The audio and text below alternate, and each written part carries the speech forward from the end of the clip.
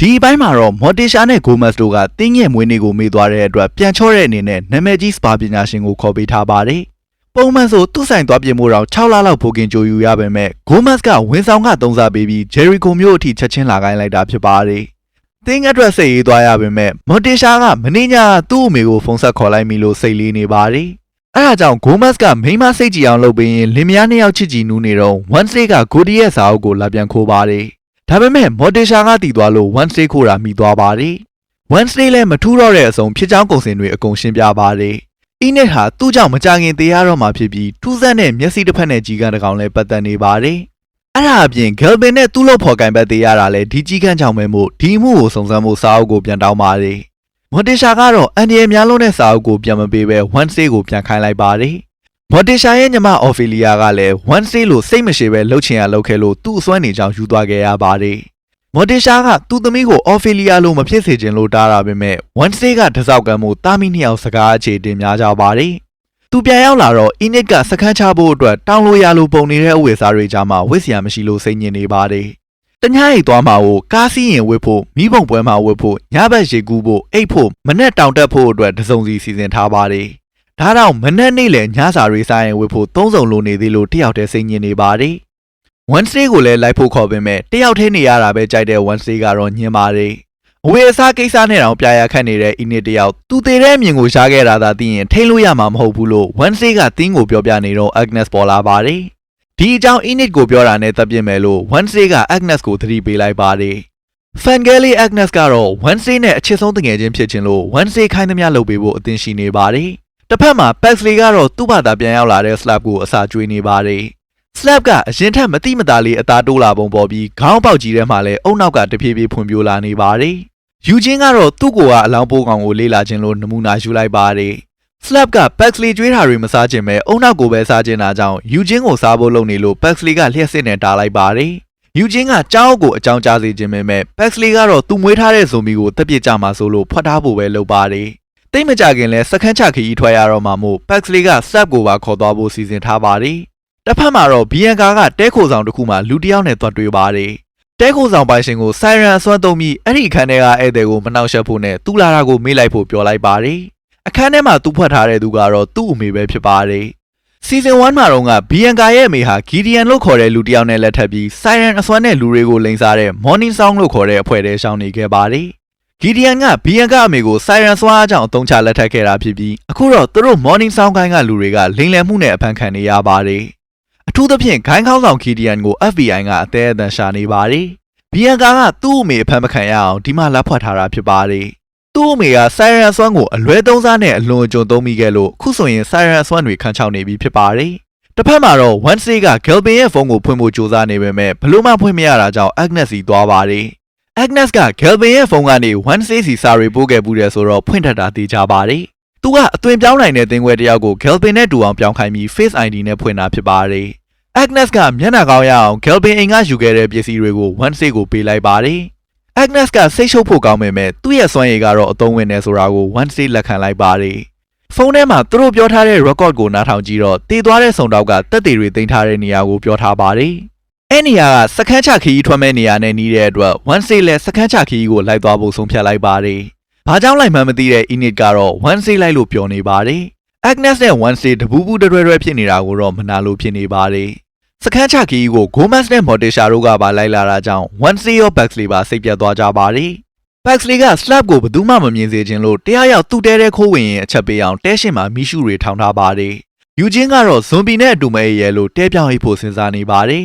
။အပြင်မှာတော့နောက်ထပ်စခန်းချဖို့လာတဲ့တာမန်ကျောင်းသားကင်းတောက်လူငယ်တွေနဲ့ကျောင်းအုပ်တို့ပြဿနာတက်နေကြပါတယ်။တာမန်ကျောင်းသားတွေကဒီနေရာမှာစခန်းချဖို့လွန်ခဲ့တဲ့6လတည်းကစီစဉ်ထားတာမို့တင်းခွဲတွေအကုန်လုံးကိုထွက်သွားခိုင်းပါတယ်။တင်းခွဲတွေကလည်းအရှုံးမပေးနိုင်လို့အခြေအတင်ဖြစ်နေတော့ Wednesday ကသူတို့နှစ်ဖွဲ့ပြိုင်မဲ့နိုင်တဲ့အဖွဲ့ဒီမှာနေရှုံးတဲ့ကောင်တွေထွက်သွားလို့စိန်ခေါ်လိုက်ပါတယ်။ကင်းတောက်လူငယ်တွေကလည်းမာနကိုအထိခိုက်မခံနိုင်တာကြောင့် Wednesday စိန်ခေါ်တာကိုလက်ခံလိုက်ပါတယ်။ပြိုင်မဲ့ပွဲကိုအယောင်စစ်ပွဲလို့နာမည်ပေးထားပါတယ်။တင်းခွဲတွေအတွက်တရောင်တာမန်လူတွေအတွက်တရောင်ဥတလုံးစီရှိပါတယ်။10ယောက်2သင်းရှင်ပြိုင်ရမှာဖြစ်ပြီးတသင်းစီမှာ9ယောက်ကတိုက်ခိုက်သူ9ယောက်ကခုခံသူတွေဖြစ်ပါတယ်။ခုခံသူ9ယောက်ကပြိုင်ဘက်အသင်းရဲ့ဥကိုယူထားရမှာဖြစ်ပြီးပြိုင်ဘက်အသင်းရဲ့တိုက်ခိုက်သူ9ယောက်ကသူတို့ပိုင်ဥကိုခိုးခိုးလူလူကြိုက်တဲ့နည်းနဲ့ပြန်ယူရမှာဖြစ်ပါတယ်။ ကိုရတာနဲ့တနက်ဖောက်ချက်ပေးပြီးမျှော်စင်ထိရအောင်ပြေးရပါမယ်မျှော်စင်ထိတ်မှာဥကိုအရင်တင်နိုင်တဲ့အသင်းကအနိုင်ရမှာဖြစ်ပါတယ်တင်းခွဲတွေဘက်က night shade ဖွဲ့ဝင်တွေဝင်ပြိုင်ကြပြီး Enid နဲ့ Bruno တို့လည်းပါပါတယ်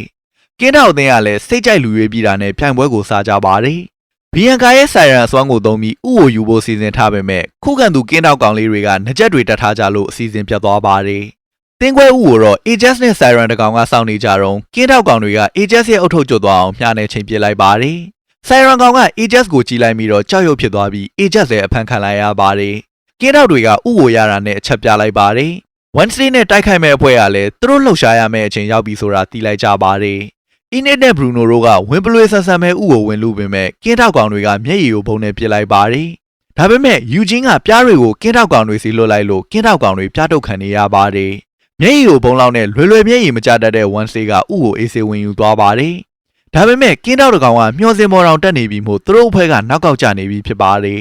အဲ့ဒါကြောင့် Wednesday ကမျောစင်စီကျိုးသွယ်လိုက်ပြီး zip line စီးသွားရင်ကင်းထောက်ကောင်ကိုပါကန်ချလိုက်ပါတယ်အဲ့လိုနဲ့တင်းခွဲတွေကအရှောင်းစစ်ပွဲမှာအနိုင်ရသွားပါတယ်မကျေနပ်တဲ့ကင်းထောက်ကောင်ဆောင်ကတော့ဒီညမှာတင်းခွဲတွေကိုဒုက္ခပေးဖို့သူ့တပည့်တွေကိုစောင့်ကြည့်ခိုင်းထားပါတယ်အားလုံးကမိဘုံပွဲလုံးနေတော့ Wednesday နဲ့တင်းတို့ကတက်သေးတွေထားတဲ့အိမ်ကိုသွားကြပါတယ်တက်သေးတွေဆိုတာတည်သွားတဲ့တင်းခွဲတချို့ရဲ့စည်ရင်းတွေဖြစ်ပြီးထိတ်ဆုံးမှာတော့လူဝစ်ဆိုတဲ့နာမည်ရှိနေပါတယ်ကြီးကန်းကလည်းသူတို့ကိုမပြတ်ဆောင်ကြည့်နေပါတယ်တစ်ဖက်မှာတော့ Ajax ကသူ့အပေါ်ပြောင်းလဲသွားတဲ့ Enid ကိုထဲပဲသွားရှင်းပါတယ်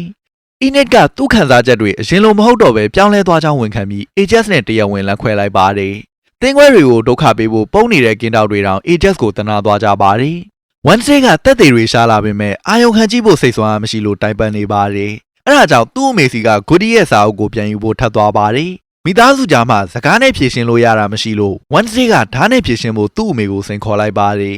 Gomez ကတော့သူ့မိန်းမနဲ့သမီးဓာရေးရှင်မကိုအားပေးပြီးတောရီချိုးကမ်းမှာရီချိုးဖို့ထွက်သွားပါတယ်အဲ့ချိန်မှာတင်းခွဲတွေကိုဒုက္ခပေးဖို့လုပ်နေတဲ့ကင်းထောက်အဖွဲ့ကောင်းဆောင်က Pexley ရဲ့တဲတဲ့ခိုးဝင်တော့မီးရှူထောင်ချောက်ကိုခလုတ်တိုက်မိသွားပါတယ်အထက်မှာဇွန်ဘီတစ်ကောင်လည်းရှိနေလို့အကုန်လုံးလမ်းဖြန့်သွားကြပါတယ် Slap ကခေါင်းဆောင်ကိုအုံနောက်ဖောက်စားပစ်လိုက်ပါတယ်မီးရှူတွေပောက်ကွဲသွားတော့ Pexley နဲ့ Eugene တို့လည်း Slap စီကိုအမြန်ပြေးကြပါတယ်တစ်ဖက်မှာတော့ Wednesday တို့ကအဒမ်မီသားစုရိုးရာထုံးစံအတိုင်းထားတိုင်းရှင်ပြိုင်ကြပါတယ်မျက်လုံးအုပ်တိုက်ခိုက်ကြမှာဖြစ်ပြီးဖန်နှလုံးရင်တို့ကိုအရင်ခွဲနိုင်တဲ့သူကအနိုင်ဖြစ်ပါတယ်သူတို့တိုက်ခိုက်နေတော့ Pexley တို့ကတော့ slap စားသွားတဲ့အလောင်းကိုမြင်ပြီးခေါင်းကြီးနေကြပါတယ်Wednesday မှာတော့ Pexley ကိုကိုယ်သဘောနဲ့ကိုစောင့်ကြည့်ပေးနေတဲ့ Agnes လည်းပေါ်လာပြီးအဖြစ်တင်ပါတယ်အမားနဲ့တော့က height နောက်လိုက်ရင်ကိုမာဝင်ပြီးတင်မလို့ဖြစ်ခဲ့တဲ့ Eugene ခမတော့အခုလဲသူ့မောင်နဲ့အုံနောက်စားတဲ့ဇွန်ဘီနောက်လိုက်ရမှာကိုခက်ခါတီးတီးညင်ပါတယ်ဒါပေမဲ့ Pexley နဲ့ Agnes ကအတင်းဆွဲခေါ်သွားလို့ Eugene လည်းပါသွားပါတယ်အဲ့ချိန်မှာ Slap ကရေချိုးနေတဲ့ Gomez ကိုအုံနောက်ဖောက်စားဖို့လုပ်နေတော့ Pexley ကအချိန်မီတားလိုက်နိုင်ပါတယ်ဇွန်ဘီကိုចောင်းသားတွေမြင်တော့လန့်ဖြန့်ပြီးထွက်ပြေးကုန်ပါတယ်ဇွန်ဘီလည်းတောထဲကိုထွက်ပြေးသွားပါတယ်တောထဲမှာ Wednesday နဲ့ Morticia တို့ကဓာတ်တိုင်းရှင်နေကြပြီး Morticia နိုင်သွားပါတယ်မျက်လုံးအုပ်ကိုချွတ်လိုက်ချိန် Morticia နောက်ကိုဇွန်ဘီရောက်လာတာကြောင့် Wednesday ကဓာတ်နဲ့လှမ်းပေါက်လိုက်ပါတယ်ရဲတွေရောက်လာတော့ဇွန်ဘီကို Willow Hill အယူတောင်ပို့လိုက်ပါတယ် Pexley ကတော့သူ့အိမ်မွေးကောင်လေးကိုဖမ်းသွားလို့ဝမ်းနေနေပါတယ်Wednesday ကအခုထိ Enid ကိုကယ်ဖို့နည်းနည်းလေးတောင်မနီးစပ်သေးတာကြောင့်စိတ်ပူလာပါတယ်။အဲ့ဒီအချိန်သူ့ကိုစောင့်ကြည့်နေတဲ့ကြီးကန်းကအမဲရဝေးုံနဲ့လူတယောက်ပေါ်မှာနှားလိုက်တာကိုမြင်လိုက်ရပြီးတခဏအတွင်းပျောက်သွားပါတယ်။တေဆုံးသွားတဲ့တင်းခွဲတချို့လူဝဲဆိုတဲ့နာမည် Enid ရဲ့နီးကပ်လာတဲ့တေဆုံးမှုတွေအကုန်လုံးကမူမမှန်တင်းခွဲတွေကိုဖမ်းထားတဲ့ Willow Hill အယူတောင်နဲ့ဆက်ဆက်နေတာကို Wednesday သိလာပါတယ်။ထိုင်လာကို height ဖြစ်အောင်လုပ်ပေးခဲ့တဲ့ Marilyn Thornhill ကလည်း Willow Hill မှာကုသမှုခံယူဖို့အမိန့်နဲ့ထောင်ပြောင်းလာပါတယ်။ဒါကတော့ Wednesday Season 2အပိုင်း3ဖြစ်ပါတယ်။